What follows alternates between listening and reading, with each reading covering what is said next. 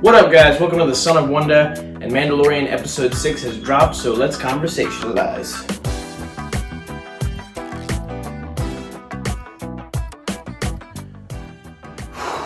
Alright, guys, so you know how... Have you ever had a moment in your life where you think something's getting good?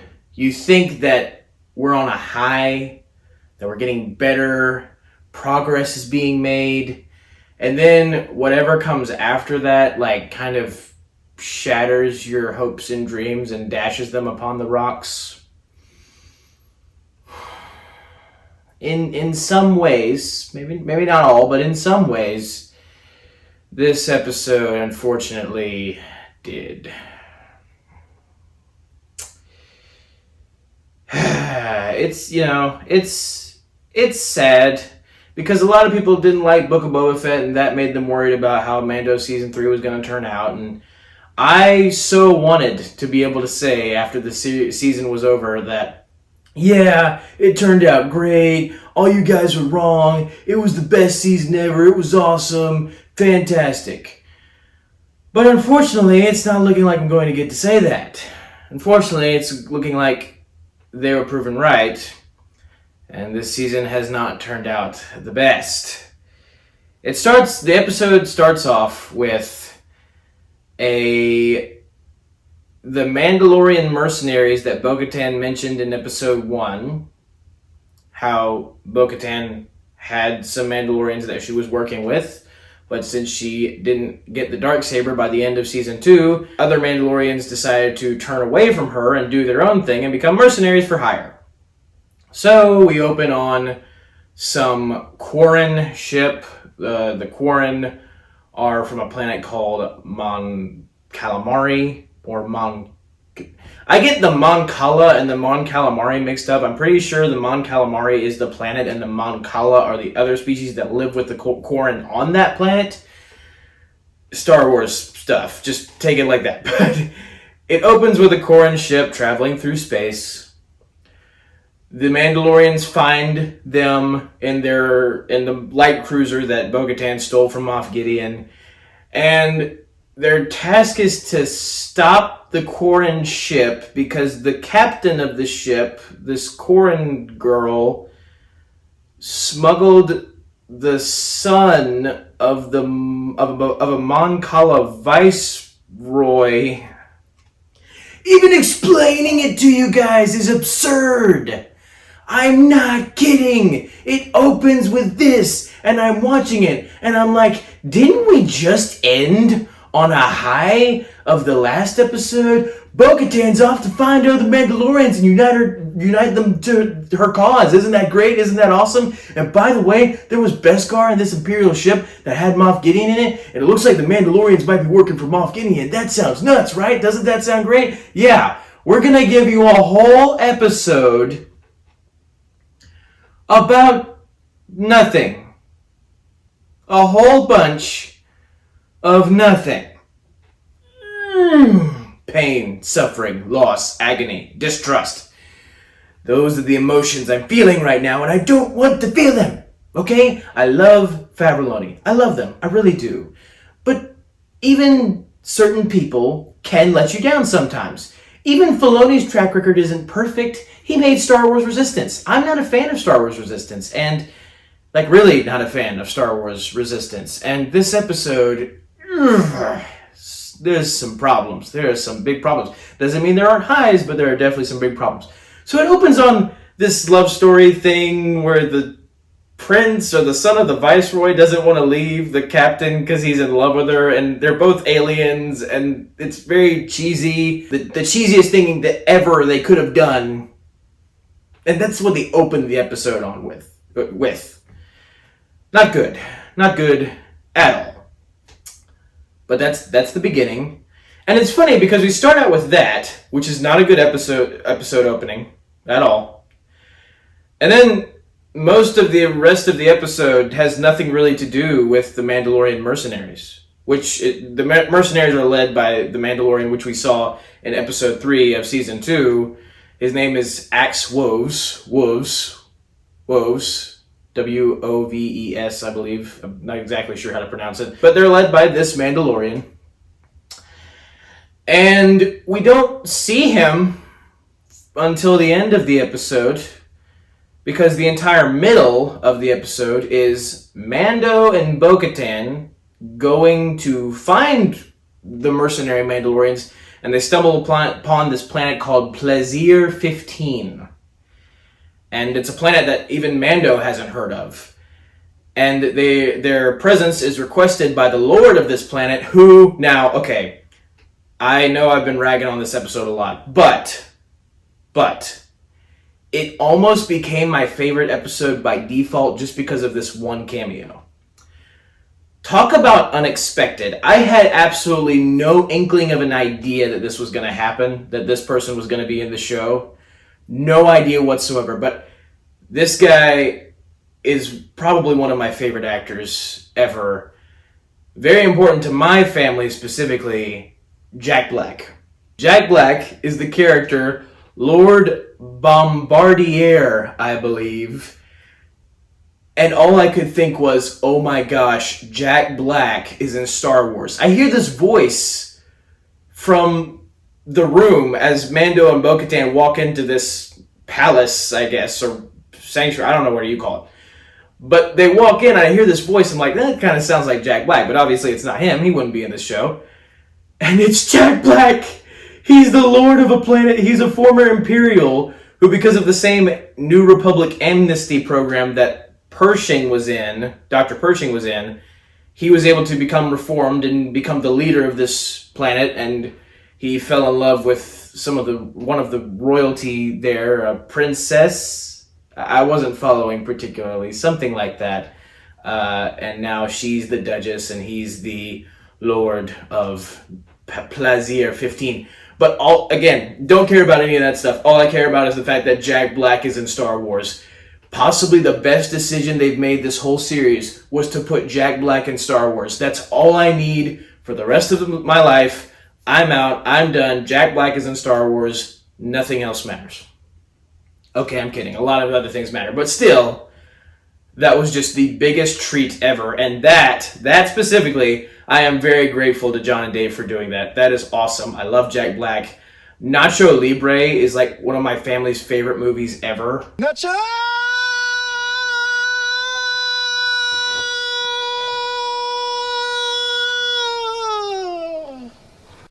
Also love Gulliver's Travels. But if you haven't heard of Nacho Libre specifically, watch it. It is one of the funniest movies you'll ever see in your life. Jack Black is the star. It is amazing. Very low budget, but they didn't need one. Comical genius. But this is a Mandalorian review, not a Nacho Libre review. Jack Black is in Star Wars. Love it. However, it definitely, there's some cheesy moments, and the task that they give Mando and Bo-Katan to accomplish concerning the city that they're lord over really just goes nowhere. They're on the hunt for battle droids. Some of the droids in the city, which the city depends on droids apparently, some of the droids in the city have gone crazy. They've malfunctioned, and they've tasked Mando and Bo-Katan to figure out why and stop them. So one of the first things they do is they go to some of the Ugnaughts in the city who manufacture the droids, look after them, reprogram them. And Mando has this moment where he gets to talk to the Ugnaughts, and he speaks to them in Queel's specific way, and he says, "I have spoken" at the end. And that was a great moment, because it was a callback to Queel. Everybody loved Queel. I loved Queel. My mom especially loved Queel. And, such a sad sacrifice that he had at the end of the first season. But it was awesome to get a call back to him and watch Mando, having learned from Queel of how to talk to Queel's species, the Ugnaughts. And he says, please give us your help in locating these droids. I have spoken. And that's just cool. It's a really cool feeling, especially how Queel was such an honorable character, and that showed through the way he spoke. And so to hear Mando use it to communicate with Queel's fellow species is really, really great. But the Ugnaughts do help them. Also throughout all this, there is a commissioner of police on the planet, played by none other than Christopher Lloyd, who, if you did not know, is Doc Brown from the Back to the Future movies. And unless I missed it, I don't think there was a Back to the Future reference, and I'm really disappointed. Like, if you're going to have Christopher Lloyd in something, there better be a Back to the Future reference. But there wasn't, and, whatever. So he's the commissioner of police in this episode, so that's also another great cameo. It's funny that we got two great, awesome cameos in this episode, Jack Black and Christopher Lloyd, Nacho Libre and Doc Brown. But Mando and Bo-Katan end up finding some battle droids that were supposedly reprogrammed to serve the people of the city. Separatist battle droids from, would have been years after the Clone Wars, and that does come up later. But it's awesome because the battle droid that Mando and Bo-Katan specifically meet is voiced by Matthew Wood, who voiced the battle droids in the Clone Wars, and that was special because we haven't seen live-action battle droids, I'm pretty sure, since the prequels, and I'm not even sure in the prequels they were voiced by Matthew Wood, so the battle droids were more characterized by Matthew Wood in the Clone Wars than they ever were in the prequels. They were given more personality by Matthew Wood, his voice acting, who also is the voice of General Grievous, if you didn't know that, in both Revenge of the Sith and Clone Wars. But it was very special because not only are we seeing live-action battle droids for the first time since the prequels, we're also hearing Matthew Wood voice them, so it's kind of bringing Clone Wars together with Mandalorian, kind of coming full circle, really awesome. But after they meet the droids, they find a rogue one, chase it down, discover a thing that leads them to a bar, yada, yada, yada. Doc Brown is the guy behind all of it. He's the one who tried to program the droids to attack everything because he doesn't like Lord Bombardier. He doesn't like Jack Black's character. He thinks that Jack Black's character has ruined things since he arrived on the planet after going through the New Republic Amnesty program. And he's also apparently a former separatist, which means that he would have to be, pretty old to have been a separatist in the day of the Clone Wars and still have lived up to this point in The Mandalorian, which is, again, I'm not sure exactly how many years after Return of the Jedi it is at this point, but it is significant number enough after the Clone Wars. So yes, Doc Brown's character, which I'm pretty sure is named Hellgate in this episode, he's responsible for it, and he seems to regret his decisions, but he gets banished to a moon of Plaisir 15 for his actions as his consequences. So there you go. We solved the problem. We solved the problem.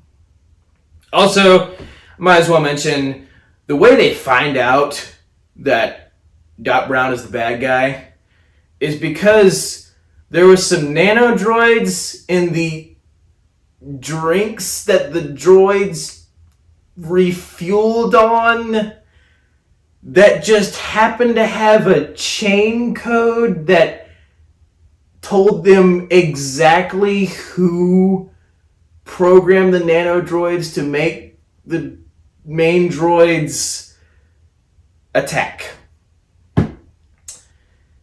Yeah, right. Basically, some arbitrary thing in the nanodroids just tells them everything. It tells them how they got to the planet and who sent them. You'd figure Doc Brown's character, Hellgate, programming the droids, you'd figure he would have been more careful when he did that as to not lead anybody to finding out that he's the mastermind.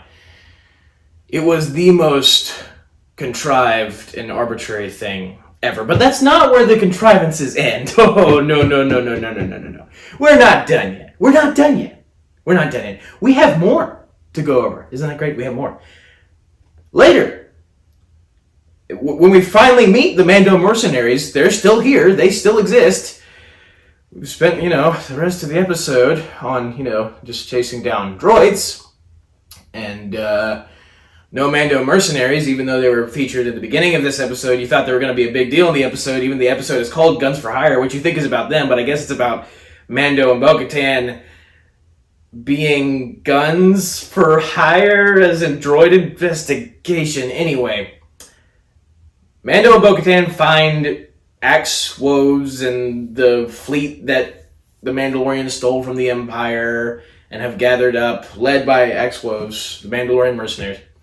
And Bo-Katan challenges Axe Woves to a duel between the two, a fight, to determine who will either be the new leader or who will remain the leader of the Mandalorian mercenaries who originally left Bo-Katan. And I like that the fight that Bo-Katan has with Axe Woves is not like completely dominant on Bo-Katan's side. At the same time, though, it was really painfully obvious who was going to win as soon as she challenged him. It's like, well, duh, of course Bo-Katan's going to win. I just didn't feel like... I was not feeling like there was that much stakes in the fight, because to me it was so obvious who would win. And it is a struggle. It is a struggle. Bo-Katan does, at some points, struggle to combat Axe Woves. Axe Woves is shown to be a good fighter, so I did like that they at least made him competent enough, but it doesn't last terribly long, and Bo-Katan does defeat Axe Woves. But Axe Woves' main beef with Bo-Katan is the fact that Bo-Katan, he doesn't believe Bo-Katan is warrior enough to take the Darksaber from Din Djarin. And to him, to Axe Woves, Din Djarin, he's like, well, Din Djarin's not even a Mandalorian. He doesn't even have an ounce of pure Mandalorian blood inside of him. And he follows this cult, so you're letting him keep the Darksaber and you're not even challenging him for it? And that's why Axe Woves has lost respect for Bo-Katan. And then, I do like, Bo-Katan stands up for Mando. She's like, he chose to follow the way. He chose to follow the creed. You can tell that Mando has inspired her from what he said in episode 2 of this season about if they didn't have the creed, what would they stand for? And after she's walked the way, like the armorer says, she's walked both worlds, she's inspired by what she's seen in Mando's creed, by their loyalty to each other, even in going to help Greef Karga on Navarro because of the pirate attack.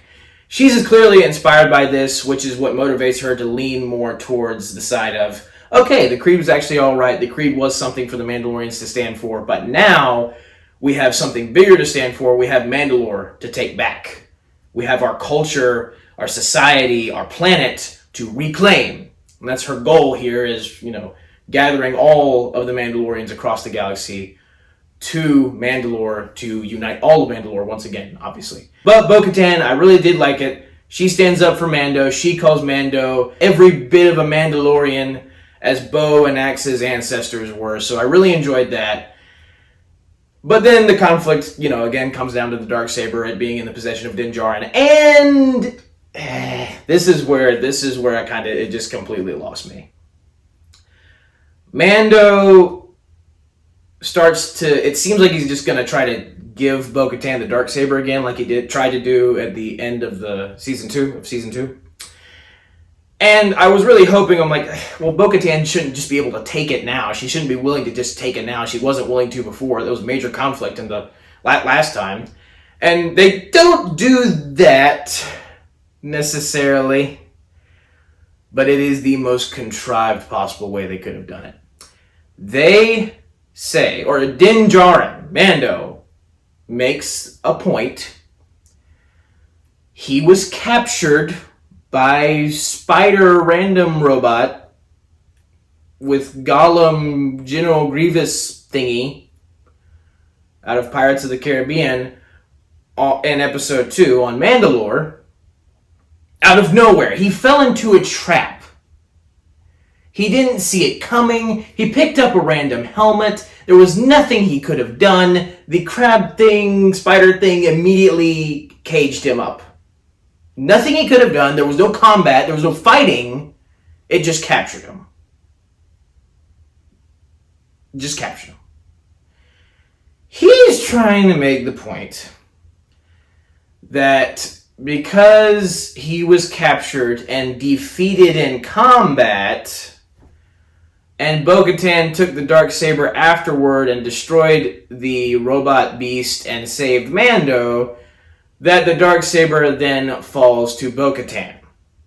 Because she saved Mando after he was again defeated in combat, right? Because he was caged all of a sudden by a spider thing that we had no idea of any of its existence beforehand. We don't know what its purpose was. It was trying to suck Mando's blood out. Still don't know why. No backstory. If it didn't exist, we would have been totally fine. And that's how they're gonna give the Darksaber to Bo-Katan. This is large and made of metal. And sometimes when I'm frustrated, I like to bang my head against things that are made of metal and solid, like this. So I'll proceed to do that. Bang, bang, bang, bang. Oh, that felt good. That felt better than what they did in this episode by giving Bo-Katan the Darksaber. I truly believe in the dumbest way possible. After seeing what they did, then I was like, well, maybe Mando should have just given the Darksaber to Bo-Katan, because that was the most contrived, arbitrary thing they possibly could have done, and it makes no ounce of sense. Not a single ounce, not a dose, not a smidgen, nothing of sense.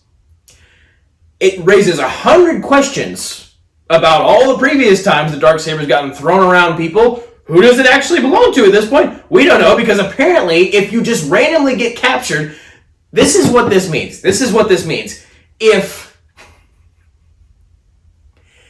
If Pre-Vizsla was walking through Endor and accidentally fell into one of the Ewok traps, that means the Ewoks would get the Darksaber and then be able to rule Mandalore. Because why not? Because why not? I would figure that this thing would be treated with more respect than, he got captured, again, caged up by the most sudden. It was a jump scare for me. When I saw it in episode 2, I was like, where the heck did that come from? I had no idea it existed. What the mess is this thing? What is it going to do? It's going to suck his blood. I don't know why. It's just going to. And and because Mando saved him from that, which I didn't mind. I was totally fine with it. I thought it was awesome that she picked up the Darksaber and fought to save Mando and destroy the beast. I thought that was great. I have no problem with that. My problem lies in the fact that somehow means that she possesses ownership of this. I don't get that. That I don't get it. Because, again, it's so does that mean that if the Darksaber just gets kicked out of someone's hand, which it's happened before, does that mean that it gets kicked out of someone's hand? It doesn't belong to them anymore? Because if you watch Clone Wars, Obi-Wan Kenobi, his first fight with Pre-Vizsla, the first time you ever see this thing be wielded by Pre-Vizsla, Obi-Wan kicks his butt. He demolishes him. It's barely a fight. And Pre-Vizsla still keeps the Darksaber and uses it. I guess because, they hadn't established the lore yet at that point, but still, I'm like, that raises about 1,500 plot holes. And, Palpatine, totally bested Maul on Mandalore, which was already kind of controversial that he didn't get the Darksaber. I guess he didn't want it. That one makes more sense. But then, just even in other stuff, you can think across the span of the Darksaber's history, you would have figured that someone at some point would have gotten captured by somebody, and somebody else would have saved them. It's okay, now you get the Darksaber because I randomly got captured by something I had no idea existed and that had no way of fleeing them or fighting them. Completely helpless. You get this because I accidentally got captured by something. I fell into an Ewok trap, so now the Ewoks can rule Mandalore. Ewoks! Ewoks represent! Ewoks rule Mandalore! Woo! Oh, that's the Naboo thing. I'm doing the Naboo theme. Bottom line is, I don't get it. I just don't get it. I don't buy it. I don't accept it. I really don't. It is... I just don't. Contrived, arbitrary, possibly the worst way they could have given Bo-Katan the Darksaber. And, the fact that she has the Darksaber now, the fact that they went that route, I'm not completely against. I'm fine that she has the Darksaber. Makes sense with her character arc. She had it before. She was trying to rule Mandalore after the Purge. That didn't work out. So now she's redeeming herself. Fine. I do wish we could have seen Mando, properly wield it, not just, fumble it around everywhere. I do wish at some point somebody could have trained him, like Bo-Katan could have trained him. Like Kanan Jarrus did. He trained Sabine in Rebels. I really hoped Bo-Katan could train Mando, but I guess that doesn't seem like that's going to happen. And so, yeah, she gets the Darksaber. She's going to unite the Mandalorians like she was going to before. Now she's going to try again. And now I don't know what the season is about. I really don't. At this point, that's my main question. This little gripe. What is your season focused on? Because we thought it was going to be...